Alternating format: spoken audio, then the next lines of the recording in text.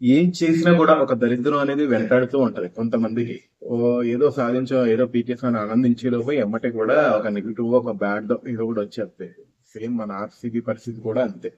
RCB cup గెలిచింది అని ఆనందించే లోపే ఈ తొక్కిసలాట జరగడం, అందులో 11 మంది చచ్చిపోవడం, అందులో ఇద్దరు చిన్నపిల్లలు ఉండడం, ఆడవాళ్ళు ఉండడం, ఇదంతా కూడా సారీ అసలు వీళ్ళ కప్పు ఎందుకు గెలిచారా నైనా, వీళ్ళ కప్పు గెలవకపోయినా బాగుంది అని చాలా మంది అనుకునేలా చేస్తుంది.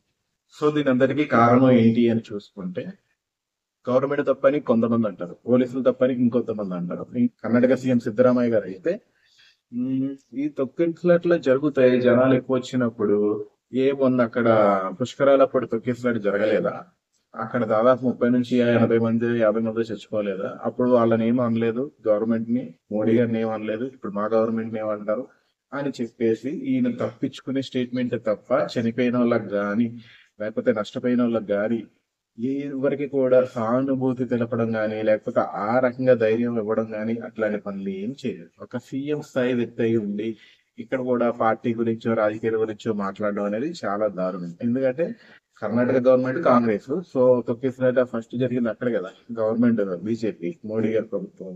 ఎక్కడది, మన పుష్కరాల్లో మొన్న రీసెంట్ గా మహాకుంభమేళ. సో దాన్ని వంక పెట్టుకుని తప్పించుకునే ప్రయత్నం అయితే చేస్తున్నారు కదా. అసలు ఎలాగ తీర్చాలో, అసలు ఆయన స్పీచ్ ఎలా తీసుకోవాలో కూడా తెలియట్లేదు ఫస్ట్.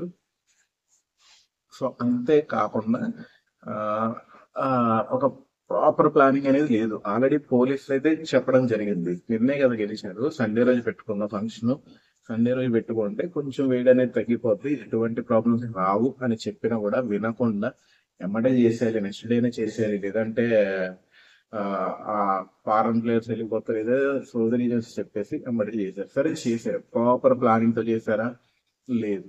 ఆ చిన్నస్వామి స్టేడియం కెపాసిటీ 35,000 మంది, బట్ వచ్చిన జనం దాదాపు 2.5 నుంచి 3 లక్షలు. మరి తొక్కిసలాట జరిగింది కదా, పోనీ మినిమం పాసెస్ ఇలాంటివి ఇచ్చి అంతవరకు అలౌ చేయడం.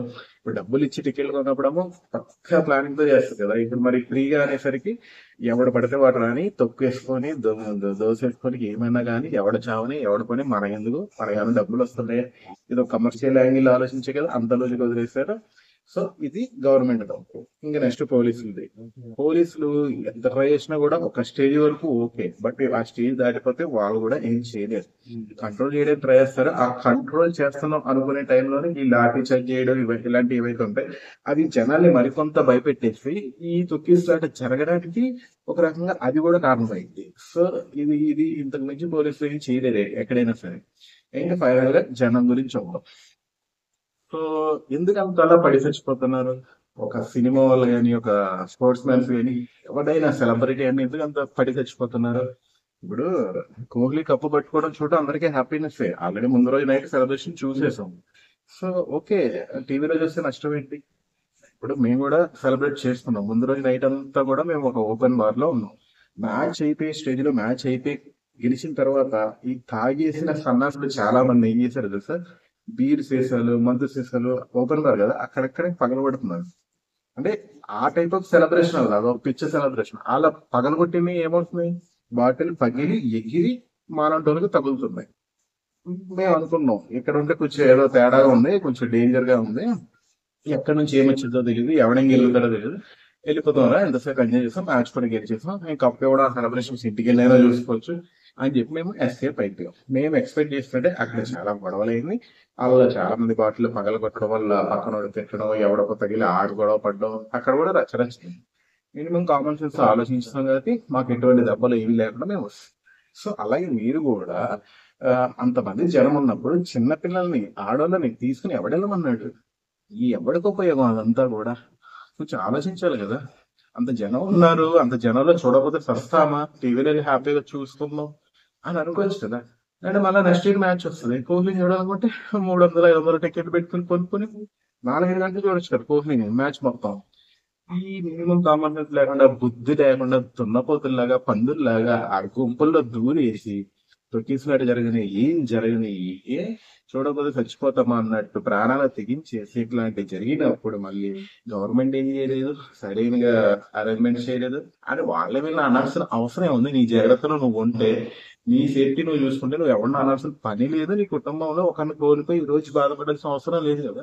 ఈ చిన్న చిన్న లాజిక్లు, ఈ చిన్న చిన్న కామన్ సెన్స్ కూడా మీరు మర్చిపోయి, మనుషులు అనే విషయం మర్చిపోయి ఒక దున్నపోతుల్లాగా, ఒక పశువుల్లాగా బిహేవ్ చేస్తున్నారు చూడండి. మీ అందరికీ శతకోటి వందనాలు, ధన్యవాదాలు. అక్కడ కూడా అంతే, పుష్కరాలకు వెళ్ళి ఆ నీళ్ళలో స్నానం చేస్తే పుణ్యం వస్తుందో లేదా ఆ సెకండరీ కానీ, వెళ్ళి చచ్చిపోయి ఏం దిగుతున్నారు అర్థం కాదు. మన ఆ పుష్ప సినిమా ఆ టైంలో అక్కడ కూడా అల్లు అర్జున్ చూడాలనుకుంటే అసలు ఇంటి ముందు వెళ్ళి నుంచుంటే ఒక గంట నుంచుంటే ఏదో టైంలో కనబడతారు. మార్నింగ్ టైంలో వెళ్తారు, వాకింగ్ వెళ్తారు, బయటకు వస్తారు. ఆ జనంలోకి వెళ్ళి అక్కడికి వెళ్ళి పిల్లలు తీసుకుని వెళ్ళి చచ్చిపోయి అసలు ఏంటిది. కొంచెమైనా మారండి, బుద్ధిగా ఉండండి.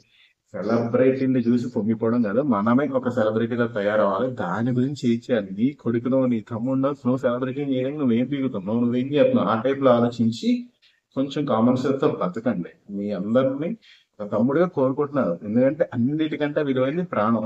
ప్రాణాలు పోతే ఎప్పుడో తిరిగి తీసుకురాలేదు. ఆ స్థితి ఒక్క కప్పు కొట్టకపోతే ఏం కాదు. బట్ 11 మంది ప్రాణాలు పోయినాయి, అవి ఎవడైనా తీసుకొస్తాడా. ఆ స్థితి ఈ సంవత్సరం కూడా వచ్చి ఈ సంవత్సరం వచ్చి ఈ సంవత్సరం కొట్టుండేది. బట్ ఈ 11 మంది తిరిగి వస్తారా. 14 ఏళ్ల పాప చచ్చిపోయింది, 11 ఏళ్ల పిల్లోడు చచ్చిపోయాడు. వాళ్ళ జీవితం ఎవడిస్తాడు, ఎవరి రెస్పాన్సిబిలిటీ.